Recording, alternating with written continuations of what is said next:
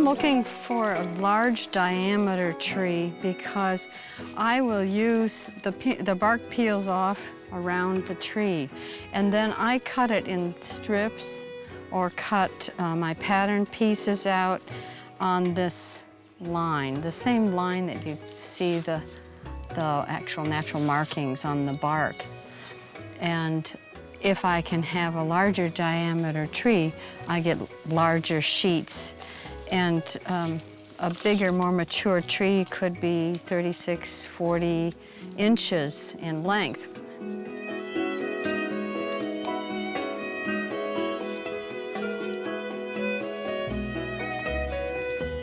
When I first started working with birch bark, I was cutting most of it into strips and doing a lot of weaving with it. And the more I worked with it, I found that it was teaching me a lot about techniques, and I was learning how I could create certain forms.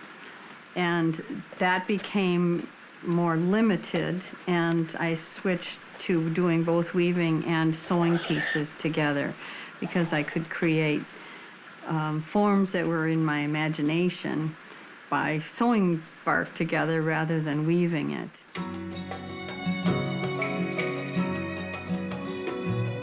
I've always called myself a basket maker because I make containers that are made out of a fiber, which happens to be the bark of a tree.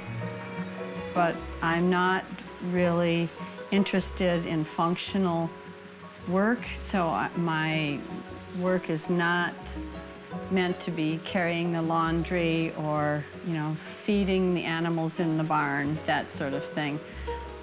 I've just seen my work as more sculptural work. When I'm working on a piece, I generally have bark from only one tree. For instance, all of the cut-out pieces of bark are from the same tree, so that I have the same thickness and the same color. I just have little numbers here in the corner that tell me what year it is and what tree it was, and then I number the sheets so that I know this piece of bark came from below or this piece of bark was up near the top, because the bark will become thinner going up the tree.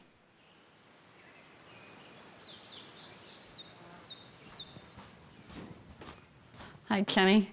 How are you doing? Okay. Ken and I met in high school on the school bus. We were 14, and he just happened to be on the same bus, and we grew up kind of talking about each other's work, and our friendship was so tight, and it developed a pattern of behavior that continued when we got married. We've worked together for 20 years making jewelry, and our production line of jewelry has always been a collaboration in design.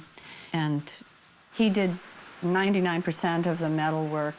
I ran the other end of the business in terms of sales and marketing and all the computer work that he doesn't like.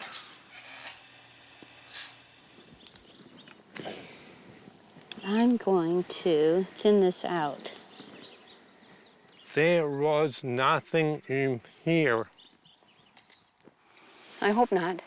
Okay. Ken and I were planning to go to Baltimore, the American Craft Council show in Baltimore, a few days before he had a stroke. It all happened so fast. One day when I was skiing, and that day I was completely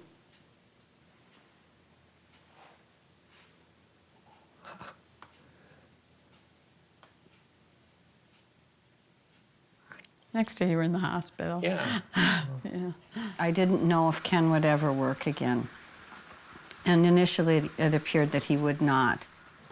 I just went in his studio and learned how to make what he was doing so that I could continue that business, hoping that he would get back to it.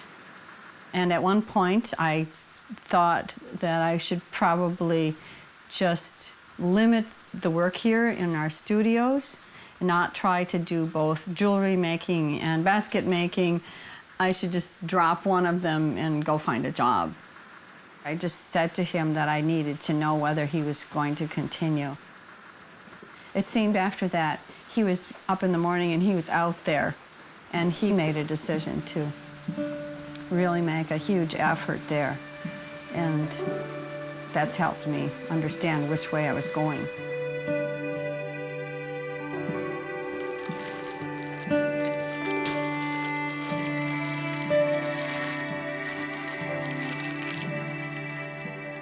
I think part of the recovery of his brain is all based on mental activity, so I think whatever he does in his studio helps him a lot. He used to work just do very little in the studio, just simple things that he wanted to do, that he could do and he wanted to do just to help out. But now he's working on increasingly more complicated things. And it's good. He's made a lot of progress, I think, yeah. How many do you want me to cut? 10 at a time? Yeah. Okay. There is definitely an impact by the craft community. My dad's recovery, because there's just so much support coming from them, and there's a artist relief fund that donated money to my parents after my dad's stroke. So there's definitely a lot of help that comes from them. There were a lot of people when Ken was in the hospital, a lot of artists that some we knew, some we didn't know at all, that had heard of his stroke and wanted to just be supportive in different ways, financially and emotionally. It was a really wonderful Big help. box of them. Ken has a big box of Yeah. cards and notes that he has to respond to. What on that it. mean? I realize there's so many of those people in that community that are so concerned about Ken's welfare and so concerned about encouraging him to remain determined. It's really important for me to see those people.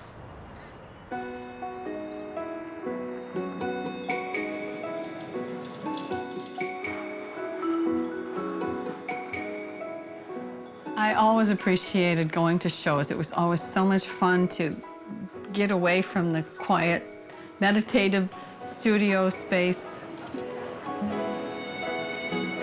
you want me to double this around you, or do you want to put it on? It's exciting because you get immediate feedback about work, and you go home feeling hopefully very positive about what you're doing. But also, the important thing is coming here and interacting with other artists, and just the stimulation of seeing other people's work evolve and grow, and the fun of being with friends. There's a great support between the artists. You have to come by our booth in I a little will. bit. When you're not so busy, it looks crazy back here. The craft community as a whole is a very close-knit group. We know each other's weaknesses and strengths and illnesses and marriages and divorces and births, and sort of like a big, big family. Coming to a show really does fulfill a whole social need. A lot of our friends are similar kinds of people. I noticed that I Ken needed wasn't some here. help. Ken's being the dad. We come here, we join together, we have a collection of objects and a collection of people, we have a neighborhood, and then it's over. We disband and we go back to our own environments. We're making items that no one needs except for aesthetic reasons. They're buying our objects because someone thought it up, it's their design, and it comes from the hand. There's that inner drive to speak through your work. And I think no matter what, you try to figure out a way to do that, because that really is that voice. Yes. And your connection to others. We have a need to be connected to communities.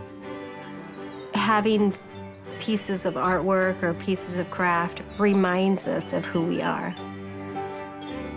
Making and experiencing beauty between each other is really a basic human need.